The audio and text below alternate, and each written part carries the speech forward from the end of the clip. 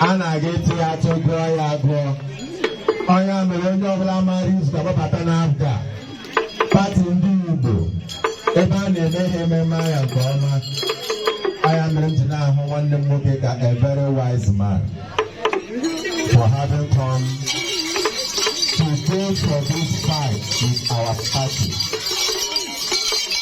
Aga m esi ya nwere oge ọbụla because ahụ m na otu oge abụọ ya bụrụ already. Ọ kaziri akazu ojigo ojo na-apụta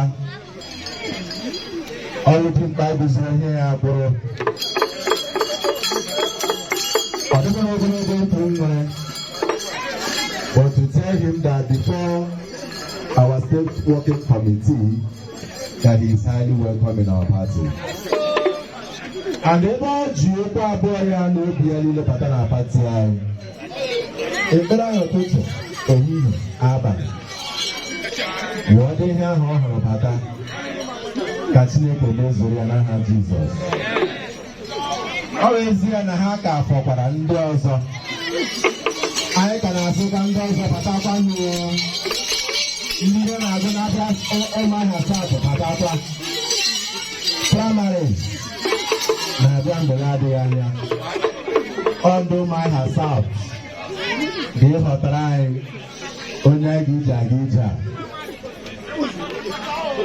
mana post anyị nwa tụghara ndị ya na ya so awụ ya ha gazi ịkpa akpịrịkpa ha mmiri ọnwụ ya n'ihu.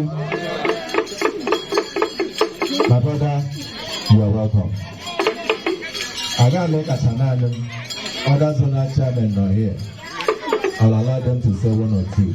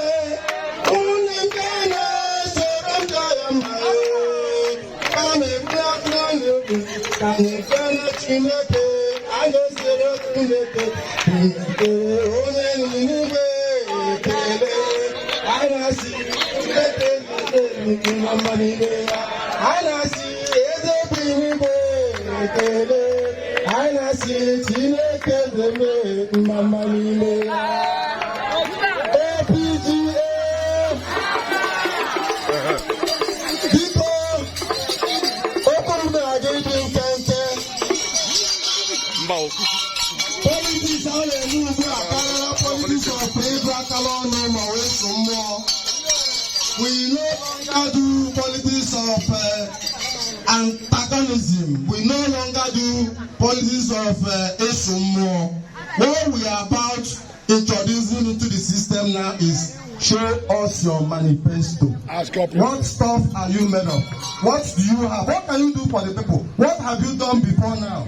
Onye kero mara Ekenyi mere before. And then we were not you now say, until I want to know here, yeah, young brother. Each time I got her, I didn't just wake up, Marcy, Kamgabara, from a membership card and APGA because I am power hungry. No. I am not so desperate about power. Heaven bear me witness. Having been there, I've tested this terrain severally.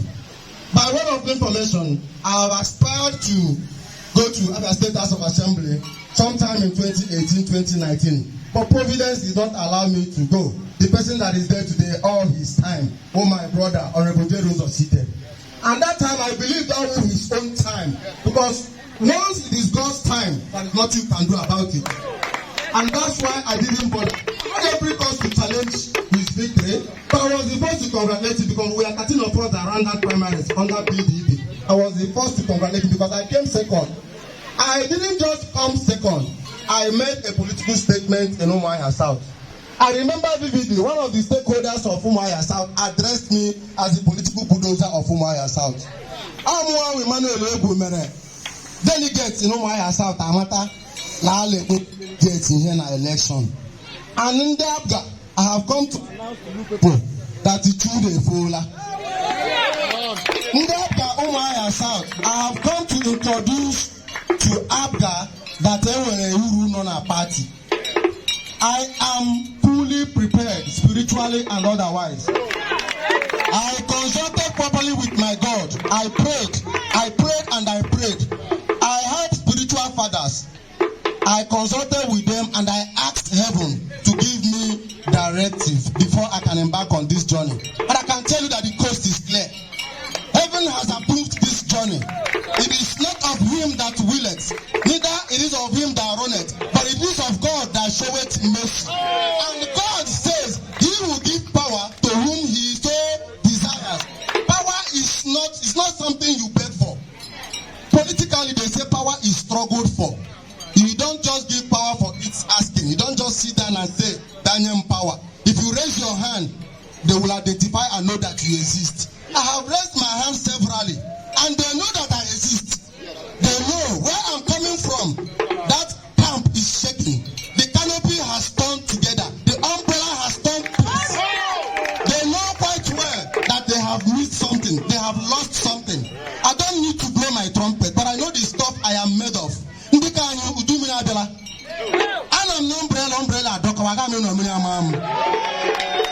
And that's why I decided to leave so very early, because I'm again a revolution, whether you like it or not. Zona came and said, whether you like it or not, the time is now. Whether you like it or not, there is confusion everywhere. There is problem in every camp. But I'm here to announce to you that heaven has heard the cry of the poor masses. And the time to wipe away the tears of the poor masses is now. I have my blueprint. I have my manifesto. At the fullness of time, I will unveil all. It will be out of place for me to start rolling out my manifesto now because, one, by electoral law, it is against the Electoral Act. I can't begin to roll out my manifesto now because, one, I am still aspiring to. I am still showing my interest, pleading with the conscience of the delegate and the leaders of APGA.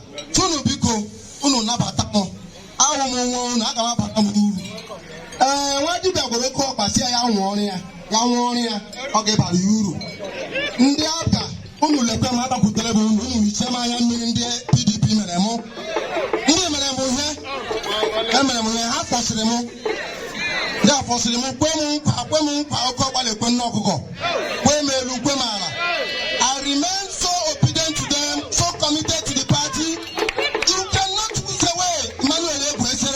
In the history of Umuahia South politics, in the history of Abia politics, I have a name to reckon with. I'm a household name. They have lost me and they have lost me in total. I have found refuge in APGA. Mana Aruno Sinda APGA. Patamu. Everyone political weight. And I'm politically. Yes, they